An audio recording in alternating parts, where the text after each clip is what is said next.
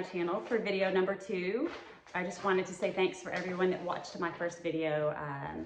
Ashtyn and I were really grateful and really excited to see all the positive feedback we got. So we are excited to do our first real getting into things informational video.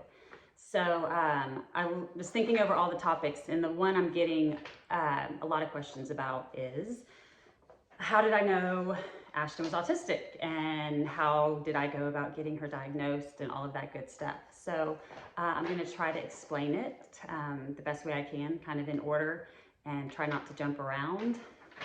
So I have a little outline just so I don't miss anything. So if you see me looking down, that's why. So when Ashtyn was about probably 1.5 years or 2 years old is when I first thought and had that kind of gut motherly instinct that she may be on the spectrum and it wasn't just Down syndrome. And I kind of started bringing it up to my family and definitely her, teachers at her daycare at the time, and then later on at the school district. And everyone was like, no, it's just the Down syndrome. The characteristics, there's a lot of overlap, which there is. Everyone kept telling me not to be concerned with it and that she would grow out of it. And so I kind of thought I was overthinking things and just kind of eventually just kind of kept going with the flow. But inside, I still really felt that she was on the spectrum.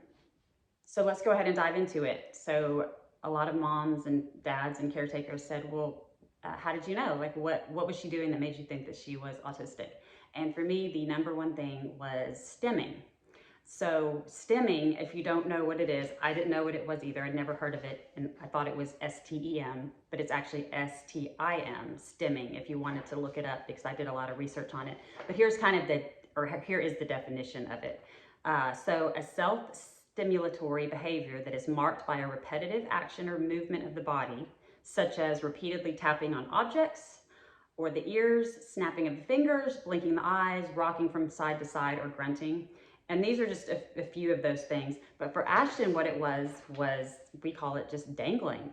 She had this obsessive thing where she would dangle. She would pace up and down the living room, and she would actually have some props here. I'll show you her all-time first favorite dangle was this like pool squid. One of my friends got it for us. Jackie, here's your shout out. She got us these pool squids to use in the pool, and Ashtyn became like obsessed with this thing. So she would sit here and like bounce it. I guess she just liked the way it moved, and she would, for hours sometimes, okay, I'm exaggerating, for up to an hour sometimes, she would play with this thing and dangle it and talk to it like in her own, she was babbling, she wasn't making any sense, but she would talk to it and dangle it. And a lot of kids have like pacifiers or blankets or whatever, but she didn't have any of that. This was like her thing. We all thought it was a little bit odd and a little bit compulsive. So I started researching it and looking in my parent groups. And a lot of them said, oh, Sally does that. She does a lot of, it's just self-soothing. Don't worry about it. It's self-soothing. That's just what they do when they're bored or they're anxious or whatever. And so kind of continued to look past it. Then she discovered Mardi Gras beads, which she became obsessed with after the squid. And then she kind of moved on from the squid once she went to different things. So she loves the way Mardi Gras beads, she will pace up and down the floor and do this for, like I said, an hour sometimes. Moving forward, they tried to get her to use these like lace toys at school to build her fine motor. Oh, she likes to dangle it. Talk about, she actually works for this. Like, we're in ABA therapy, which is a whole different topic. But a lot of kids will work for snacks or candy or food or, I don't know, whatever their favorite thing is. Like, this was hers. This was like money. She will do anything that the teachers want her to do so that she can get this back, basically. So that's a whole other topic. So if she loves that, and she also loved this thing. If you see the kind of what they all have in common is they have the dangle factor, which we call it. So anyways, what this is it's basically self-soothing. So other forms of stimming, for me example, when I'm bored or watching a movie or anxious or anything, I tend to pick at my cuticles, or A lot of people play with their hair, you know, twiddle their hair. That's stimming too. So basically, it's a form of self-soothing, but our kids that are autistic do it more compulsively, I guess is one way to say it. So kind of notice if your kids are doing anything that's really repetitive and really consistent for long periods of time, because that's definitely a sign of autism. I'm not saying that if your kid does that, that they have to be autistic, because that's not the case, but coupled with other characteristics, that's definitely a sign. Another big one was at a younger age, like sometimes, a lot of times she wouldn't respond to her name. Like you could be Ashtyn, Ashtyn, and she would just ignore you, wouldn't turn around.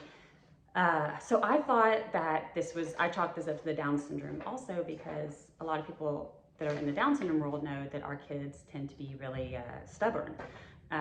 Sweetly stubborn, but stubborn. And so she just doesn't, you know, she's still kind of this day, like she does her own thing and doesn't really always do what she's asked to do, which I think is normal for a lot of kids, but really normal for Down syndrome kids. So again, I kind of ignored that, but that's a big autistic thing. If they lack eye contact and they don't answer to their name, can be another red flag. The next thing was she was really content and she preferred to be playing by herself. You know, where a lot of other kids would want to play with other children. For a long time, she had zero interest in that. She did not have any interest in playing with her older sister, and found out that was another characteristic of autism. The last one is what is called, I'm going to try to say this right, Echolalia. It's a repetition of words or a phrase, and that went back to her babbling. You know, she did a lot of talking, like it sounded like, I mean, it wasn't real words, but it sounded like words. It sounded like maybe she was talking in Russian or something, I don't know. But again, it was repetitive and it was not real words. So that was another sign to me. There was actually one more thing that I forgot to mention that made me think that she was autistic once I was looking back when she got a little bit older. When she was about 3 to 3.5 to 4, we had her really heavily in speech therapy. I mean, we always had her in speech therapy, but we had someone coming a couple times a week. And she had started to use words. She was signing. She didn't have a lot of signs, but she was doing maybe like 5 or 6 signs. We had gotten to the point where she was singing some songs, like, you know, the chorus of songs, and using words, and like really like blooming. So we were super excited. And then now that I look back on it, it abruptly stopped. And so this is regression. And it's another big red flag for autism. Kids are known to start gaining some cognitive different abilities, and then it just stops. So that definitely happened with Ashtyn. The next thing I want to talk about is reasons why I didn't act earlier on getting an autism diagnosis, like reasons I thought that she was not autistic. Because there are, so some of the more common characteristics I think that people hear about, or that I heard about before having a kiddo with autism, is how some autistic kids have really rigid schedules. And if you even get them, you know, 5 minutes off of their normal schedule, they can tend to kind of have a meltdown. Or Ashtyn is not like that. She is so laid back. She couldn't be any more opposite of that. So I thought, well, okay, then she's not autistic. The next thing was, I know a common characteristic of autism is sensory issues. So a lot of autistic kids won't eat certain textures of foods, or they don't like the way it feels. You know, maybe a blanket feels, or just a texture of a fabric. They don't like the way it feels. Ashtyn doesn't have any of that at all. Again, she's really easygoing. She is the best eater I can imagine. She has the best diet. She loves vegetables. She loves salad. She'll, for the most part, eat whatever we give her, and she likes really healthy foods. She doesn't even really like foods that are bad for her, except for Shipley's donuts. She loves Shipley's donuts, and I have to post a video of that, because if she even sees the box, I mean, she's relentless. She goes and she's like basically climbed up on the counter to get down the Shipley's box, and it's so cute. And she'll bring it over to you so you can give her one, and then she just takes it and goes back to her chair and eats it. But anyways, I'm getting off topic. But so that, and then what was the last thing? The last thing was She didn't do a lot of autistic kids, especially younger kids, I think, do like a lot of the hand flapping when they get excited or overstimulated, and she never did that. She didn't walk on her tiptoes. I know that's another characteristic that can be common, and getting overstimulated easily. She does not mind loud noises or crowds, or she never minded any of that. And so those things to me were all things that I thought she would have to have. Now, what I've learned is that the autistic spectrum is so huge. So some kiddos or adults may have be on this part of the spectrum, some are on this part of the spectrum, and some have a wide spectrum of the characteristics, which is the same with Down syndrome. Down syndrome has a huge spectrum. One way I heard it referred to is there's 500 light switches, and you could have 10 of them on, or you could have all 500 of them on. And that's the same for autism and Down syndrome. I wanted to cover that a lot of people ask me is, what process did I take to get her diagnosis? What kind of doctor do you meet with? Who gives you the diagnosis? And so here's how that worked for us. Ashtyn has been in PPCD since she was 3. So at age 3, I had told them in her first assessment, I said, I think that she's autistic, even though I told them my family doesn't think so, no one else thinks so, but I do. And so they said, okay, well, we'll just kind of keep an eye on it. And so then fast forward to when she was 5 and she was doing her kind of final assessment to go into kindergarten or pre-K, they basically said, wow, we think she has autism. And I was like, okay, so what's the next step? And they said, well, you can do ABA therapy, or you can just continue, with the school district. And I didn't know anything about ABA therapy. And so she said that the next step, if you do want to do ABA therapy, you have to have if you want your insurance to pay for it, which you will, if that's an option. And they do, and that's the great thing. Another video, again, once I got home and started doing my research on what our options were if she did have autism, learned that ABA sounded like a really good fit, and I talked to some other parents that were doing it. So I started calling some of the centers, and they said that you need a medical diagnosis in order to have insurance pay for the services. So I said, okay, well, who do I call for that? And my cousin, Stacy, works for an autism center in innovational behaviors. And she said, you have to go see Dr. Barros with Think Neurology in the Woodlands. He's the best. And so we did. So I called them and we got in with them, and they were amazing. They're up in the front of the Woodlands, where Methodist is and all of that. And everything from that appointment on really came together for us. He did an EEG, which is a brain study where they attached electrodes all over her head, and they put a net over her head, and she had to wear that for 24 hours. It was recording all of her brain waves, so we could really see kind of what was going on when she was sleeping, or if one thing they look for is if they're having many seizures. I don't know a lot about that, but it's something that can be common in autism, and something you want to look for. I guess there's seizures that are so small that you don't even notice sometimes that people are having them. But if you can detect that early, I think there's some treatments for it. So if anyone has any experience with that, please comment and we can discuss it, because I don't know a lot about that, but I do remember them saying that, and she didn't have that.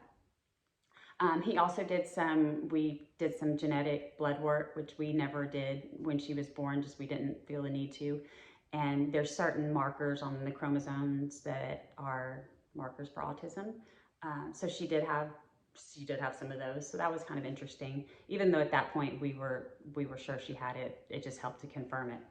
So we got with them and they gave us the medical diagnosis, and we got in with we went and toured a couple of different facilities, and there's a lot of really great ones. And autism is so common now. If you look, they're on every corner. I mean, there's a lot of them. So there's a lot to choose from, and we ended up choosing Blue Sprig, the one in Magnolia, just because it was close to us, and we loved the fact it's actually on a farm, and so they have animals there. So they basically work in animal therapy, which is great for kids. So they have horses, and they have pigs and chickens, and part of the kids' daily routine is to go out and feed the animals. So it's awesome. We love it. We love everyone there. It's amazing. I'll make a whole other video on Ashtyn's day in the life at Blue Sprig. So she goes there full time. She's been there for 8 months. We hope to have her there for another probably year. Insurance has covered it this whole time. They haven't, I guess every 6 months, depending on what insurance you have, but they kind of do a reevaluation to make sure that it's still needed, and hers is still needed, but she has progressed so much. And one thing I've learned since Ashtyn's been in ABA is that it is best if you can catch kiddos around age 2, that the point they're at with their brain developing, getting in and getting the right therapy that they need and being taught the way they need to be taught to learn is crucial and will help them to excel. So the thing I regret the most is that I didn't follow my gut more, and even if I did, I didn't know what a pediatric neurologist was or what their function was.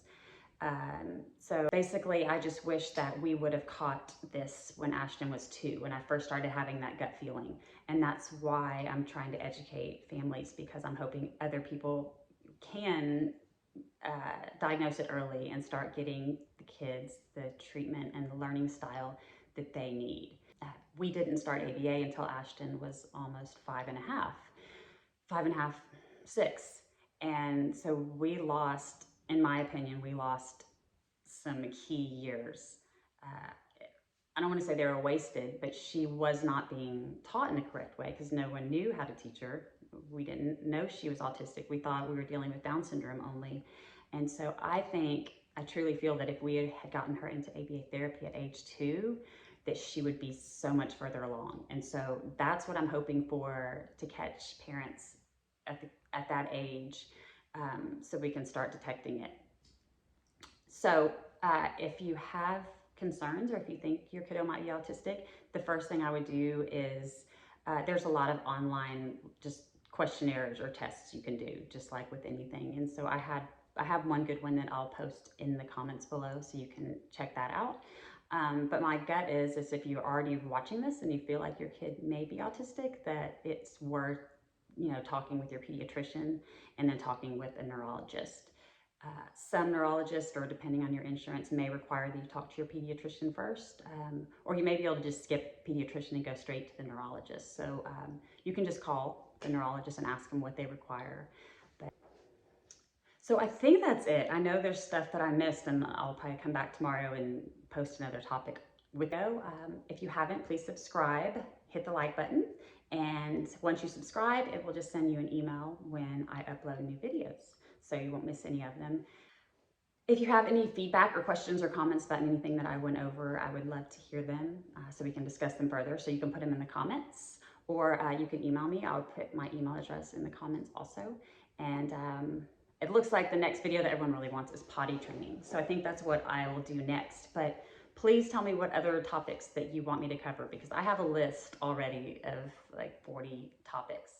And so I want to talk about the ones that are most important to all of you. So just let me know. So thank you again for watching and supporting me. And I hope this video was helpful, and I'll see you next time.